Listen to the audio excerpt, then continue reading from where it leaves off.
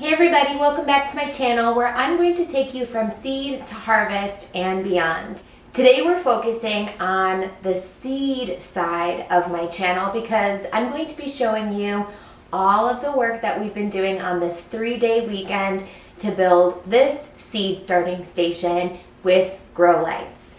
And then we're also going to start our very first seeds of the 2022 growing season.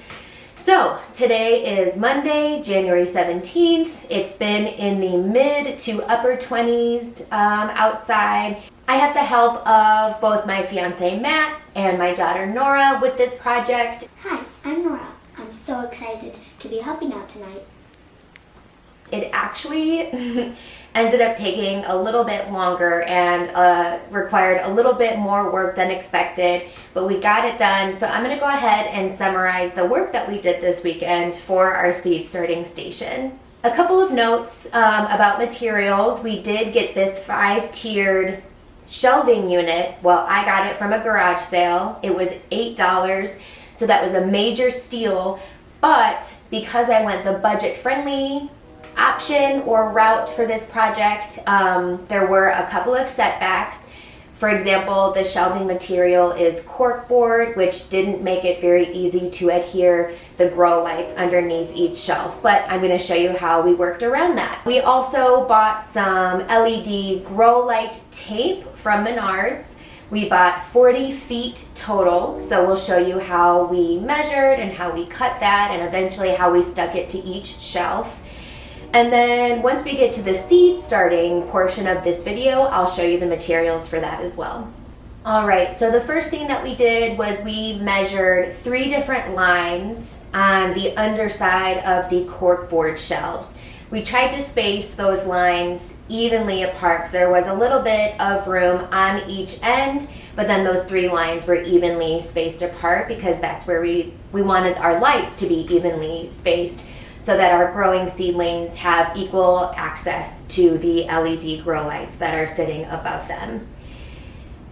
Believe it or not, you can cut these LED light strips. There are specific places on the tape that you can actually see a little scissors icon. So you just want to cut right down on that line wherever you need to. And what it does is it leaves little pieces of copper on either side of the cut that you just made. And then you get to use the adapters that come with the grow light product in order to continue the flow of electricity from one of the strips to the next. Now this is where we encountered our first problem, was that we figured out that the LED lights were really particular about how you clamped on that adapter from one strip to another. You really had to line up the positives and negatives extremely precisely, clamp it down just the way it likes it in order for the electricity to truly flow from one strip to the next. Our next obstacle we encountered was that the adhesive, once you pulled off like that piece of paper or plastic, whatever it is, just like double-sided tape, the adhesive that came with the grow light tape did not want to stick to corkboard. It might have eventually, but once we kind of had to peel it back to make sure those adapter clamps were stuck onto the shelves, it did not want to re-stick. The kit also came with these little clamps with some teeny tiny screws, so Matt got out a special tool to make sure that we can keep the adapters attached to the shelf as well. So because the adhesive wasn't working, we got out a bottle of super glue. This seems to work. This is day 2 of our shelf being built, and all of the lights are still stuck to the shelf, so I think the super glue was a good solution for the adhesive that it came with not necessarily working. So this is, you can see how finicky those lights were. We had a lot of footage showing them flashing on and off because they were so particular about their connection, but we were going to cut that for our photosensitive viewers. So believe it or not, the first shelf took about an hour to measure, to cut, to glue, and we just moved on to the next one. So we just repeated the process. Measure, cut, glue, and then doing all of the adapters from strip to strip. I even gave it a shot myself. So Matt told me the measurements, and then I just took the ruler. It was really helpful to have that straight edge, so I know I was getting nice parallel and evenly spaced lines on the shelf. I must have brought some luck to the project because at the first 2 shelves that we assembled with lights, we had to adjust quite a bit. Like when we plugged them in for the first time, maybe only 1 out of the 3 were lit, or 2 out of the 3 were lit. It took a lot of work and a lot of manipulation of the cords and the adapters to get 3 out of 3 for the first 2 shelves. But I gotta say, I must be a little lucky because the one that I assembled, we did get all 3 out of 3 to light up the very first time we plugged them in. I did nothing different than Matt. In fact, he's the expert when it comes to these types of projects. Like I said, I think I just got lucky. And this was definitely my least favorite part, was the gluing. I really hated getting the super glue on my fingertips. Maybe if I were to do this project again, I would be wearing some gloves, because I even got my finger stuck with super glue on it to one of the lights and pulled off part of the light. So it was stuck to my finger. Luckily, it came off my finger and it doesn't seem to have affected the light. We used different tools around the house just to apply weight at the end of each light strip so that it had enough time for the super glue to dry so that it was in the exact place that we wanted it to stick to. Matt did a nice job figuring out how to supply power to all 4 shelves of grow lights. So not only do we have extension cords and power strips, but we also got some zip ties. So all of the electrical for this project is just zip tied to the frame of the shelf, which is metal. And I think after some work and some super glue stuck to our fingers, I think it turned out great.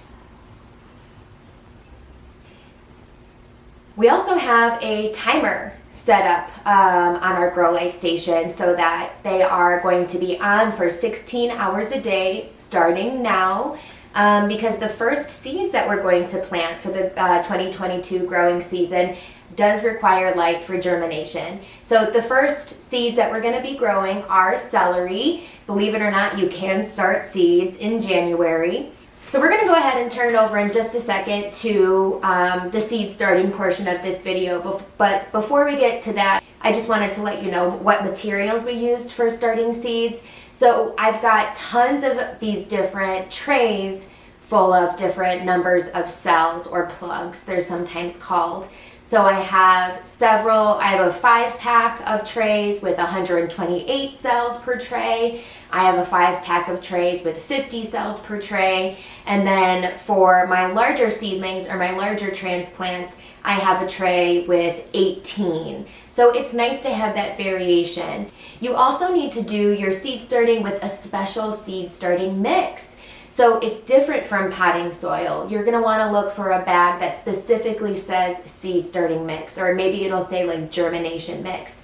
It's lighter, it's fluffier, it's a better medium for seeds to put down their first bit of root growth, and then eventually their first stem, first 2 true leaves.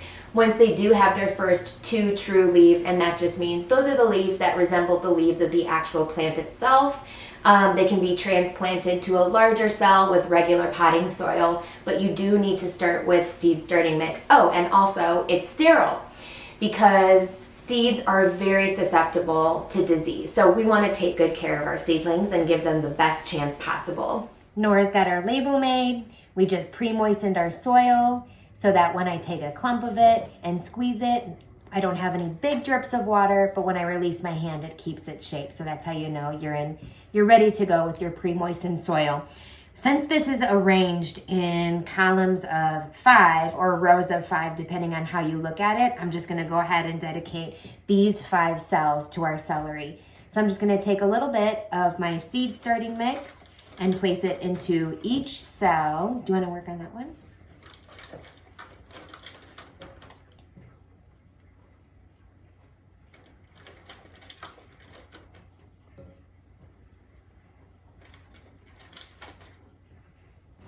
This is the fun part because we get to make messes, right? Yeah. So I'm just gonna make sure that I've got enough soil. I just tamp down just a little bit to make sure there's no air pockets, because when the roots start to grow down, we want to absolutely make sure that all of those roots come into contact with this seed starting mix so they can get the moisture and nutrients that they need for healthy root and stem development. You don't want to compress the soil completely though, because too compressed soil will make root growth a little bit more challenging for our seedlings. All right, so that looks good. And when I read the back of the seed packet, it said to plant seeds 1/8 of an inch deep. So that's barely below the soil line. In fact, I might just kind of put some seeds per cell and then just barely tamp them down into the soil. Now, celery is unique because it does require light for germination. So it's a good thing that we have our setup ready to go. And that makes sense if we're planting them only 1/8 of an inch deep. Obviously, they're gonna want some light in order to germinate. So I'm gonna go ahead and open up my seed packet. We'll take a look at what these look like. Ooh, bonus envelope. Oh my gosh, these are so small. 250 seeds fit that single corner of this teeny tiny envelope.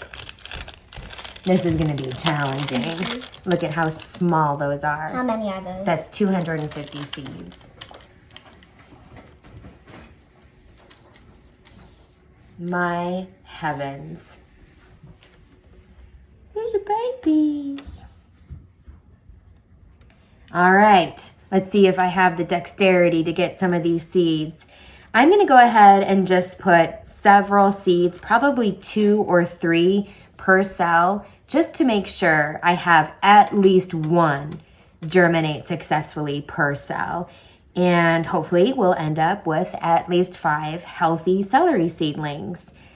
All right, here goes nothing. First seed starting of the 2022 growing season. I'm just sprinkling a couple of seeds per cell. What to do with the other 240 cells, or 240 seeds. All right, I should have a couple of seeds per cell, so I'm just gonna tamp those down a little bit, make sure they really come into contact with the seed starting mix. Yep, and then Nora's gonna put the label here. That way I know that this space is dedicated to my celery seeds. And then anytime I expand in this tray, I'm definitely gonna wanna add some more labels. The last thing I think I'm gonna do before I put these under the grow lights is just give these a quick spray. Can I try? Yeah.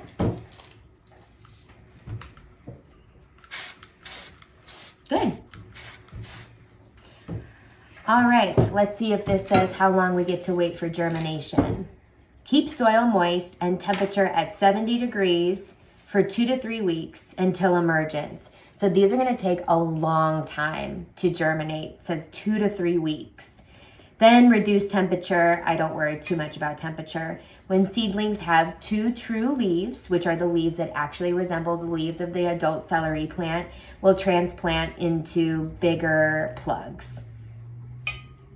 And then in late May to mid-June, we will transplant outdoors 6 to 8 inches apart in rows. So these will probably go in my row crop garden. That would be perfect. All right, first seedlings of 2022. We've got a tray underneath to catch any moisture because we're gonna try to avoid getting the cork board wet because that can distort its shape. Let's go ahead and get this under here. Yay! It does require light for germination. It's got plenty from our newly installed grow lights. I'm imagining in the next 2 months or so, this entire thing will be completely filled with seedlings that will eventually go into our garden. So anyways, that's it for this week's video and this week's project. We showed you how we built our grow light station. I discussed the pros and cons of the materials that we bought. Because this was the budget-friendly option, sometimes it presented some obstacles, so I got to show you how we worked around those.